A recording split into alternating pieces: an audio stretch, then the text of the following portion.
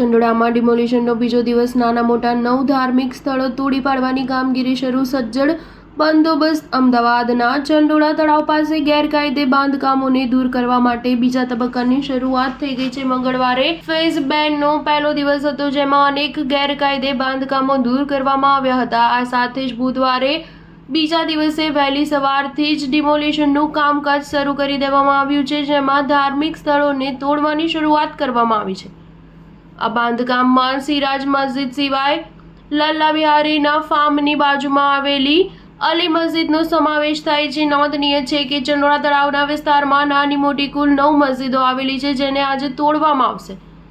ધાર્મિક બાંધકામને તોડી પાડવાની કાર્યવાહી વચ્ચે કોઈ અનિચ્છનીય બનાવ ન બને અથવા કોઈ કાયદો હાથમાં ન લે તેને ધ્યાને લઈ વહેલી સવારથી જ બંદોબસ્ત પોલીસનો તેમજ ક્રાઇમ બ્રાન્ચની ટીમ ગોઠવી દેવામાં આવી છે, જેને લઈને હઝરત ચોકીદાર બાવાની દરગાહ પાસે ચુસ્ત પોલીસ બંદોબસ્ત ગોઠવવામાં આવ્યો છે. આ સિવાય શાહ આલમ રોડ પર દરગાહની આસપાસ ક્રાઇમ બ્રાન્ચની ટીમ ગોઠવવામાં આવી છે, તેમજ નારોલ પીડબ્લ્યુડી ઓફિસ તરફ જવાનો રોડ પણ બંધ કરી દેવામાં આવ્યો છે. ધાર્મિક બાંધકામ તોડી પાડવાના હોવાથી આજે ચુસ્ત પોલીસ બંદોબસ્ત કરવામાં આવ્યો છે. ચંડોળા ડિમોલિશનના ફેઝ 2 ના બીજા દિવસમાં અત્યાર સુધીમાં અલી મસ્જિદ અને ઇમામ હુસેન મસ્જિદ તોડી પાડવામાં આવી છે. તંત્ર દ્વારા પહેલા મસ્જિદમાંથી તમામ સામાન બહાર કાઢીને મસ્જિદ તોડવાની કામગીરી હાથ ધરવામાં આવી હતી.